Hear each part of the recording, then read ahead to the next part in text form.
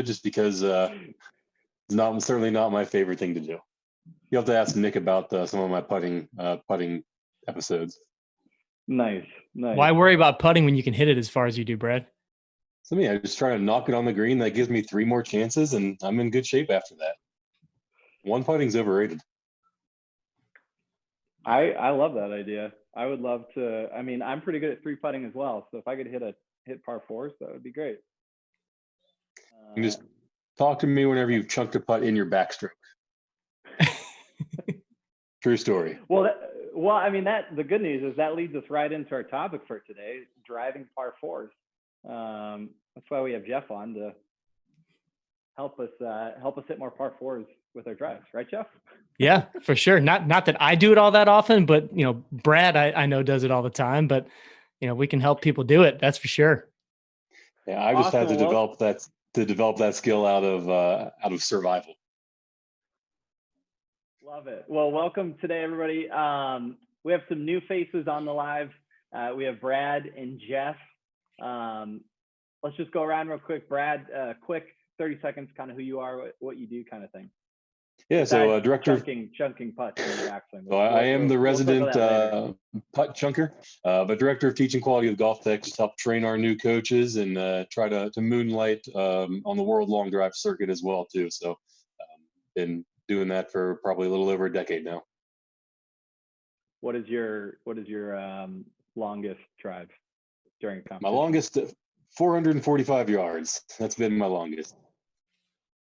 Cool. Won that set, fortunately. I mean, I'm almost there in 2, so that's perfect.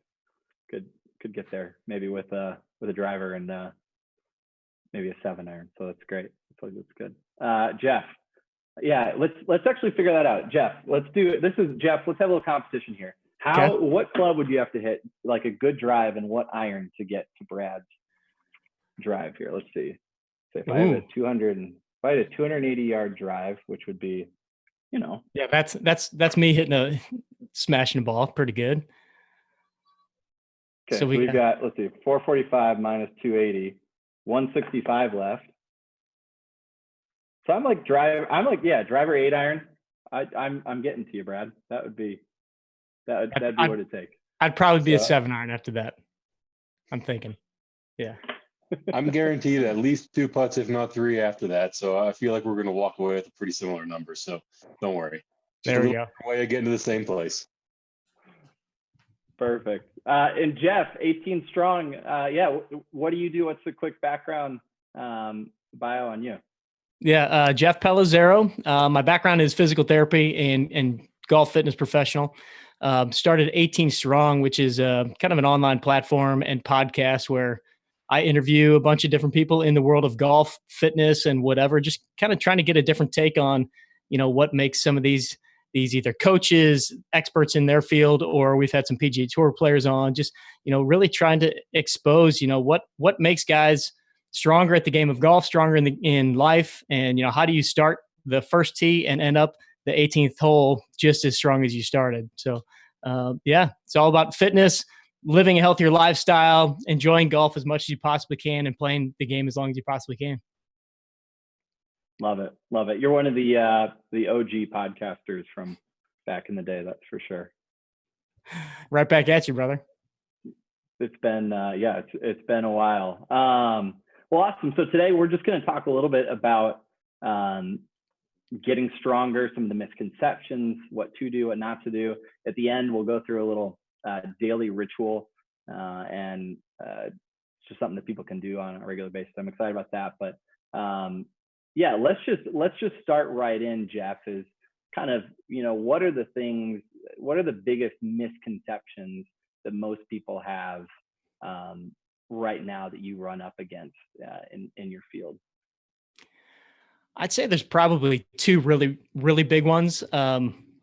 They're almost, one of them is that your golf fitness workouts need to look like a golf swing, so I see a lot of people mimicking swinging a club, doing some sort of band rotations, doing a lot of cable rotations, and not really putting a lot of emphasis on, other fundamental movements that I think you would see in most other sports when people are training for sport.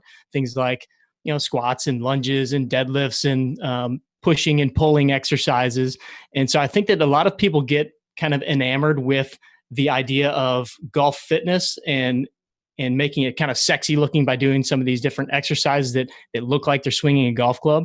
And I think Instagram has kind of blown that out of proportion in some ways, where people are trying to get as creative as possible. But I think Brad will speak to this as well. The fact that just getting back to the basics and doing some of the more traditional strength stuff is going to prepare you just as well, if not way more, than doing some of these smaller resistance exercises that look like a golf swing.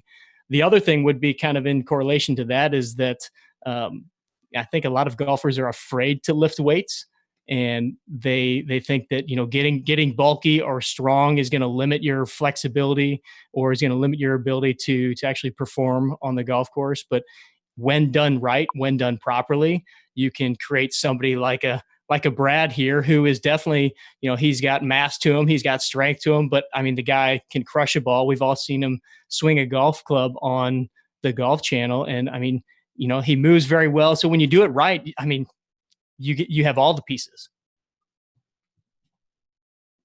I'm glad to hear that first point you brought up there as well too, Jeff. I think it's really easy if I'm walking through the gym. I'll definitely always see at least one, if not two people trying to swing a dumbbell like a golf club, or using some sort of cable crossover, moving that like a golf club. They're really easy to spot. And I can understand why people have that misconception. And I'm sure there's probably a time or a place for something like that. But to your point, I think so many, just the 99% of golfers out there, they're missing that just foundational strength that you're going to get from your heavy squats, heavy deadlift variations, your pushing, pulling. Just doing those movements is going to be so much more beneficial to get that foundational strength. And you could probably speak to this one, but I'm sure there's a lot of people that's almost really all they need to do. They never even really progress past that, because that's enough given the time they have to put into it, and just really the time they're maybe even willing to put into it.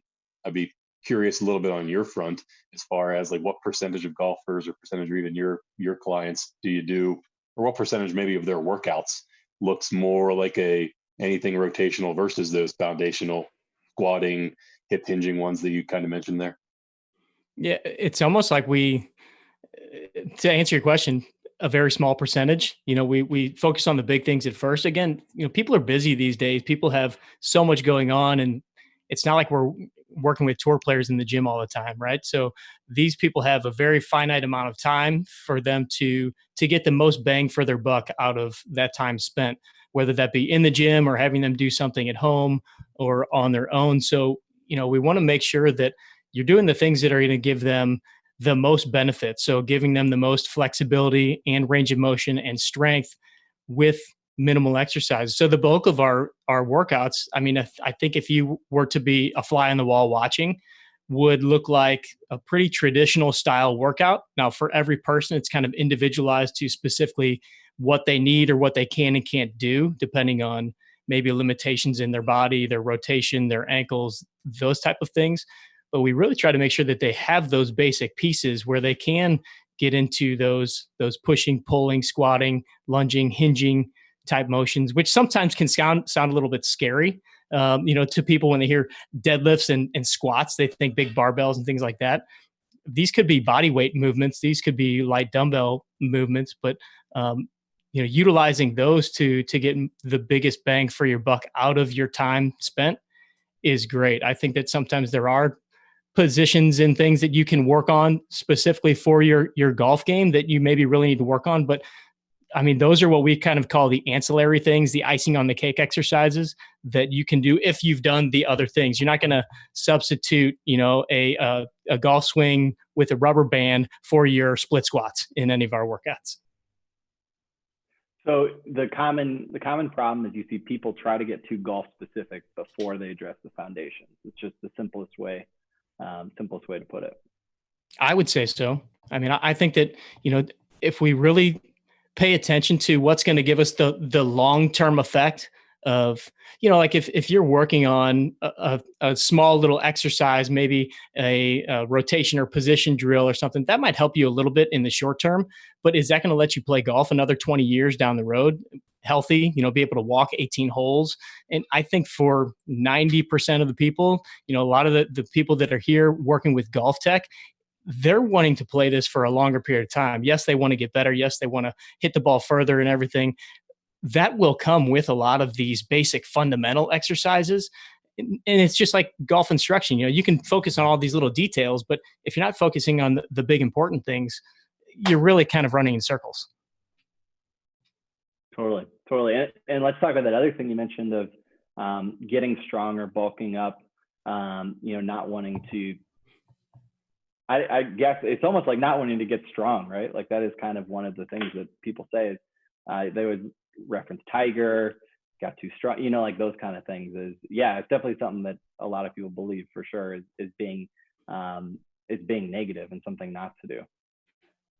Yeah, I think people see, some of the injuries that guys are having these days, and they equate, Tiger's back issues and probably Brooks Koepka's knee and Dustin Johnson's knee and those kind of things to, oh man, they're just training so much, they're training too hard. Well, first of all, we don't really know what Tiger was doing in his workouts. There are reports that he was doing Navy SEALs training and running in combat boots and things like that. So we can't really speak to what he did or didn't do. But also, I think injury-wise, we also have to look at how much these guys are playing now too, as opposed to what are they doing in their workouts. Now, I don't necessarily have a lot of people doing a lot of heavy, super heavy deadlifts and back squats and things like that. I'm not opposed to it, but if I have a guy that's 50 years old coming into my gym, I know that his goal isn't to back squat his weight. His goal is to be able to play better golf and to feel good in the morning. So, but we're still going to work on some squatting. That might be dumbbell squats and things like that. But yeah, it's, what did these guys do? Is it the strength training that's hurting them? I am a huge believer that it's not. I think that these guys have some of the best medical teams around them, fitness professionals around them. And so they're approaching this very smart. Other sports have the guys that have injuries. We don't blame it on their strength training, right?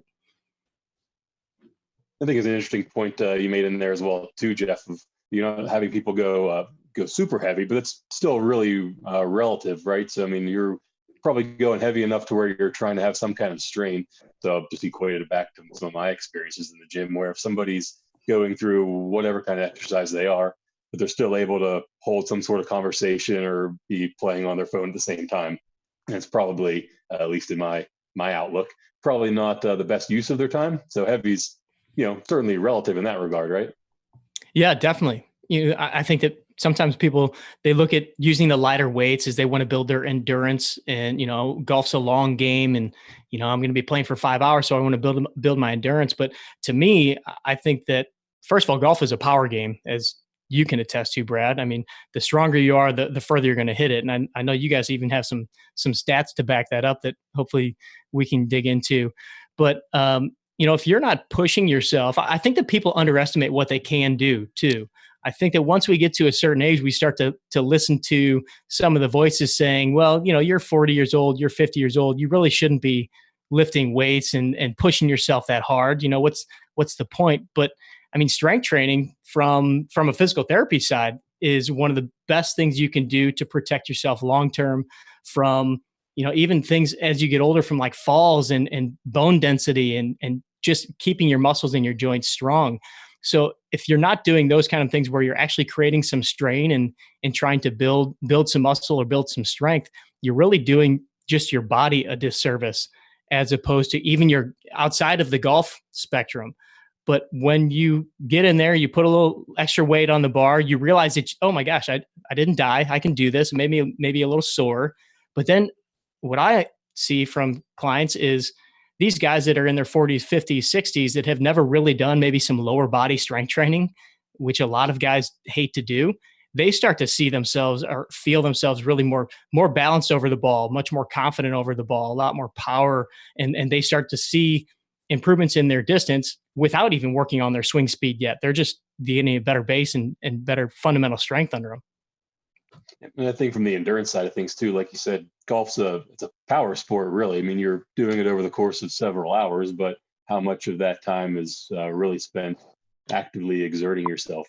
And really, I'm sure a lot of the individuals and clients that you work with, they're probably getting a much better endurance or cardiovascular workout just through the weightlifting, I bet, than how many of them may be doing it from on an elliptical or jogging or whatever the case is, getting an actual higher heart rate. So you can effectively check two boxes, both from the strength training side of things and also building that cardiovascular system, whether how much you need that or not. And around a golf anymore, you can debate, but I think you can really make the best use of your time that way. Totally. When you do a solid workout using your legs, kind of do a good total body workout that's balanced and well designed, and you're putting a little effort and strain into it, you definitely feel your heart rate go up. You definitely kind of get a little short of breath. And to me, that's how you know that you're actually putting in some real work that's going to benefit you in the long run. Brad, for you, with long drive, what has been the biggest impact in your strength training that has helped you see results as far as distance with that? Yeah, I mean, I'm just always trying just to get stronger and stronger, regardless of where you are. It's kind of like, does anybody ever come in and say they hit it far enough, regardless of what level you're in? The answer is going to be no. It's the same idea on the long drive side when it comes to strength training. There's no such thing as strong enough. That's kind of one of the fun parts, I think, when it comes to strength training is regardless of how good either one lift is, there's always either more weight to add or a weak side that you do have. So as I've really tried to focus on some of the lifts in the areas physically that I've been weaker on, that's just helped to not only make me able to hit more balls longer. So there is just maybe not injury prevention, but maybe an endurance aspect where I just don't feel the fatigue and can handle that. But then also just bringing up those weaker body parts for me to help me get a little bit stronger and get a little bit faster. So really where I am now, I'm certainly not one of the fastest guys out there by any means, but I'm nearly 10 miles an hour faster now than whenever I first got into this, when I was 20 years old. So being able to even where I am for speed, being able to add that much speed over the course of the years just through training. Can't really say I've changed my swing a ton over the years. Brad, I'm curious to ask, are there certain things that you do to work on your speed, or is it more the strength training stuff? Because I often see, again, kind of the Instagram world of people throwing a bunch of medicine balls and doing a bunch of box jumps and things like that, even speed ladders and those type of things. Do you implement anything speed related, or do you feel like the strength is the biggest component into your training? The biggest bulk of my training has always been strength related. Just even when I first got into lifting, it just started really with a more bodybuilding style for just real ignorance more than anything. That was just a great place to start to build some of that foundational strength. And then I've always just enjoyed going really heavy, almost more of a powerlifting style. So doing really low 2-3 reps for 10, 12 sets of really heavy bench, dead, squats, etc. And then I always still do add some of those additional lifts, like you said, the icing on top at the end, where be it some med ball throws or some different box jumps, just some different things in there to work on some speed. But the majority of my training is and always has been strength oriented, just really again low rep, high sets.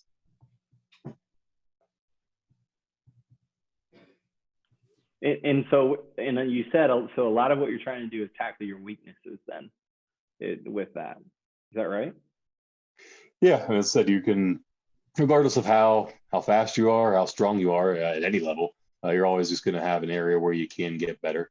So for me in particular, I've always had really good squatting strength, especially from a more traditional hip width stance. Anything with a wider stance, more of a sumo stance, has always been a weak point for me. So more of from just tailoring to my own areas that I'm strong at, I stayed away from them. I was never good at them, so I didn't do them and continue to not be good at them.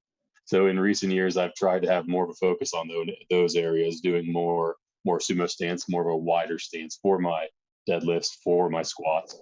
And that has helped to get those areas stronger, obviously. It would just contribute a lot of the speed, I think, that I have gained in the last couple of years. Is probably a big part of that as well. What about it? So you've got the strength and you have the mobility side as well when you talk about weaknesses, right? Is that a factor that you look at as well as far as some mobility issues or any deficiencies like that, or are you mainly focused on strength then? No, almost entirely strength. I think that's one of the, to speak to myself, I guess, to start with. I think along the lines of what Jeff had mentioned earlier, if you're doing your strength training through a full range of motion, you're going to be able to add the strength. If you do add some size, you'll be able to do that and maintain all of your mobility, if not even probably add some just through doing that. Jeff can probably shed a little bit of light on that front. But I think a lot of people's, if they do have any kind of mobility issues, some of that can certainly be strength related, I think, where there's just a safety mechanism in your body won't let you go through that range of motion. But as far as my personal routine, it's very, very limited on the stretching side. As far as static stretching, I'll do some dynamic stretching on the front end and maybe the back end for some cool down. But as far as holding a toe touch for 60 seconds or anything along those lines, or static stretching, can't really say that I do any of that, or really the last time I did any of that was. And if you were to look at any of my general mobility from any of the different fitness screens that you may have out there on the mobility side of things, typically pass all of those pretty easily. And I think that's also just a misconception that a lot of probably golfers have, is where they feel like they don't have the mobility to make a golf swing. And there's part of the reason for that, though, could be maybe a strength part, but I think a lot of that is just the misconception of how they're trying to swing the club. They're trying to, say, for instance, like their lower body. There's a popular instruction for a number of years where you're trying to resist your hip turn, like not turn your hips at all. And if that is your goal, you can be very immobile. It's hard to make a 90-degree shoulder turn if your hips don't turn. Where I think in recent years, and certainly at Golf Tech, using the motion measurement to teach people, no, it's okay to turn your hips. You see that out of the best players on tour and the longest hitters on tour and the longest hitters in long drive. They have lots of hip turn. That's what allows you to make a big shoulder turn. So I don't do any static stretching. And I think in general, along the lines of what Jeff said also, I think people can typically do more than they give themselves credit for, be that even just on the mobility side, in my experience from teaching golf.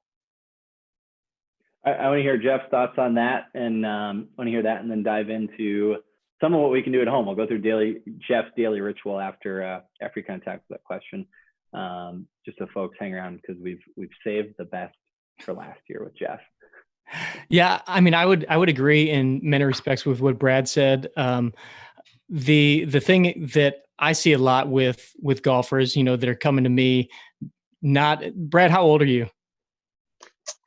33, I think. Okay, just turned 33.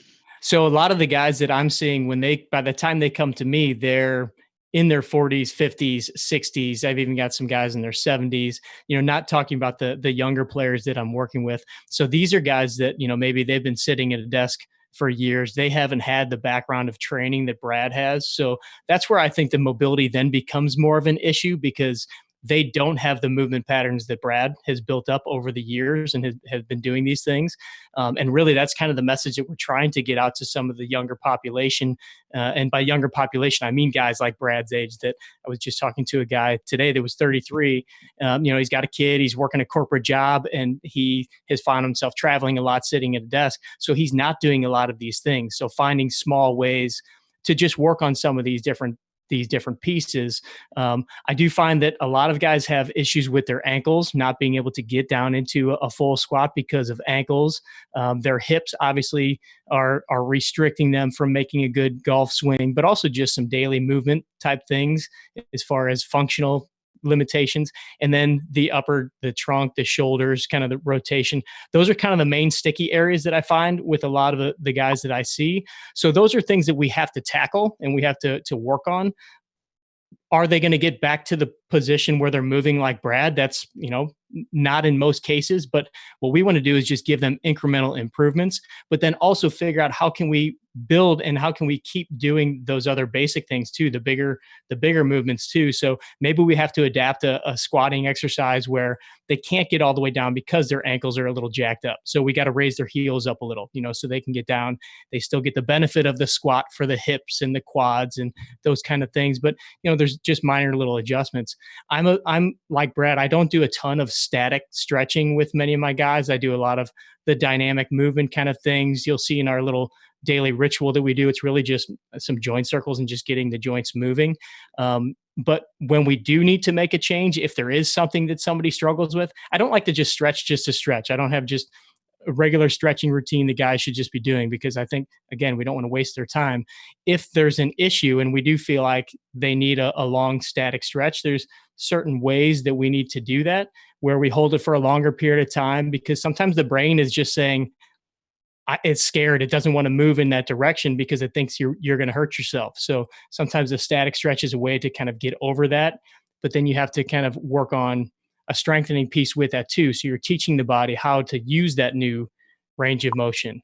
And, to speak to the point of strength versus flexibility, a lot of guys come in saying, oh, I need to work on my flexibility of my turn, when actually what they really need to work on is kind of more the active piece of them being able to do it. So the strength of that motion, I can pull them. If you can see me on the screen, I can pull them into a 90-degree turn. But when they try to do it themselves, it's like a 30-degree turn. So them being able to actively do that is where the big difference comes in. And that's where we try to create and teach them the difference between just stretching to stretch versus stretching with a purpose, or actively creating some of that movement with a purpose. Awesome. Well, let's dive in. What's the daily ritual here, and hopefully we can follow along at home. All right, so wherever folks are at. So every morning, this is kind of my routine, and this is what we teach to all of our guys, is really just, almost going from head to toe. It'll be kind of hard because I don't have the full range of motion here in my space, but really just doing, we've all heard of shoulder circles, doing the old arm circle kind of thing. Well, it's kind of it's that on steroids a little bit. So I want you to think of taking every joint. So we normally would do the neck. We'll do a full shoulder circle. We'll do the shoulder blades. We'll do kind of a little rotation. And then the hard one, I'm not going to be able to really show you, is the hips and the ankles. I think we might even have a video on our YouTube page that maybe I can send to you guys and link up to. But the idea is that most of us don't move our body nearly enough. And so when your body gets into a position that it's not used to, or your body experiences a stress or a strain that it's not used to, that's when you get hurt. So the idea here is keep the joint as pliable as possible. The more you move it, the more it's going to be used to stress and strain, and the less likely you're going to be to hurt. Plus, many times when you're experiencing pain in your body somewhere, your back or whatever, it's because something's not moving right. So this will hopefully help get you moving right. So I want everybody just sit up nice and tall. We're just going to go with the neck first. So all you're going to do, I want you to keep your teeth together. You're going to tip your chin down towards your chest, and then make as big of a circle around to one side, 360 degrees all the way around. You might hear some cracking and popping and crunching. And I want you to do that 3 to 5 times, nice and slow. It should take about 5 to 10 seconds to go one time around. And all that's doing is just getting all those little joints in the neck moving. This is a great one to do when you wake up. Just kind of get the body a little bit more loose. So what we would do is, on all of these different things, we would go 3 to 5 times in each direction. Now on the neck one especially, if you're going to one side and you start to feel like a pinching on that side, I want you to just kind of work your way around it. Don't work your way through it. Pinching is bad, stretching is good. So then we would normally move on to the next one, which would be, we'll go with the shoulder. Let's see if I can scoot back here a little bit. All right. So you would take your arm with your palm facing towards your head. You're going to raise up as high as you can go. When you get to the top, once you're all the way fully stretched there, now turn your hand away from you. So turn your hand out to the other side, and then you're going to try to take the arm straight back behind you as far as you can, trying to keep your shoulders square the whole time. There you go. And then you're going to come down with the hand at your side, and then you're going to reverse it. So when you get kind of a terrible angle here. This is great. When you get here, I want your hand kind of inverted. So when you go backwards, you're going to go straight back this way, and then you're going to let it roll around and come all the way up. Sorry, I'm missing my mic there a little bit. No, we can hear you just fine. The good news for Brad is he has all the space in the world behind him, as you can see from his background there. He's got the whole room back there, so you don't have to worry about him. All right, and then I'm going to give you 2 more here for the upper body, and then we'll find a resource that we can send everybody to. The next one is the shoulder blade. So I'll go here. Keep the arm straight at your side. And then I want you to just do a big shrug and then go all the way around. Big circle, all the way down, all the way forward. And on that one, the key is to try to not like tip your ear towards your shoulder. Try to keep your hand fairly stable at the bottom. You should feel a lot of different muscles, almost even cramping sometimes, because I want you to really try to go really hard here, where you're really squeezing the muscles, trying to create as much motion as you can. And then, you just switch directions. So 3 to 5 in each direction there. And quick question. Yeah. Is it good if there's been pain and all? If like all of these feel like there's a little bit of hurt, is that a good thing? So that it tells me that just by doing these, I guarantee if you did these for a week, that you would start to see that pain disappear a little bit. So especially for people that kind of get that discomfort or tightness up in their upper shoulders and in their neck and stuff, these little motions right here, just moving your neck every day, moving your shoulder blade every day, makes a huge, huge difference. So anybody that's sitting at a computer like you are often, Cordy, I know, we get into this posture of like rounding forward. And so this is just an easy way that you can do things throughout the day. It's perfect right now because we've all got a little extra time on our hands to just kind of get this stuff throughout the day. Because if you think about it, even if you're going to work out and you're doing some great things in your workout, usually that's, 2-3 hours a week, as opposed to doing this on a regular basis. And then one last one that I like to do with the golfers, obviously, is just, you can put your hands across your chest and just, this is perfect with you sitting. You can also do this standing, but just try to rotate as far as you can, pulling from whichever shoulder's going backwards.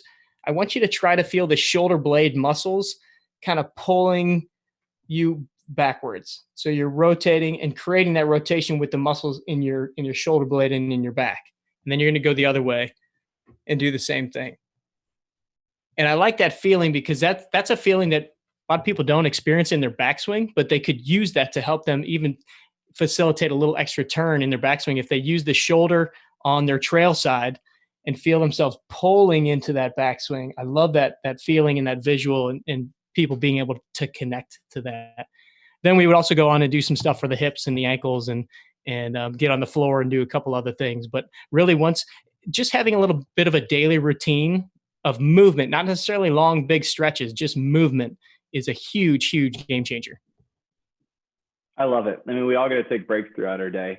Nobody's working 8 hours straight, sitting at a computer. So instead of doing whatever you do during your break, mix it up and do something that's actually going to help you feel better. I think that's a great call to action. It's one that I need because I haven't been doing this. I haven't been doing much of anything in the past 4 weeks here. So this is for me. I'm the perfect audience for this, and I'm going to do this, and I'll report back on progress. Perfect. And we'll make sure to link up that video. We'll throw it in the comments down below to something for folks. So this is awesome, Jeff. Thank you so much. You got it, man. My pleasure. Where can people check out the podcast, other videos, kind of stuff that you're working on? Sure. Easiest place to go is just 18strong.com. We're putting together some resources for the Golf Tech crew. So if you go to 18strong.com/golftech, we've got Ryan putting some things together in the background to give you guys some free resources, just some of our stuff. But you can find everything on our main website. The podcast is there. Our YouTube channel, we've got a bunch of videos over there just on some basic instruction on a lot of the things we talked about today. And then many other things. So yeah, you can pretty much find anything 18strong.com or 18strong on any of the social media platforms. Brilliant. Well, thanks for hanging out. Brad, thanks for coming on as well today. And we will see everybody. We'll be back next week, Tuesday, Wednesday, Thursday, 2 Eastern. We'll see y'all then. Adios.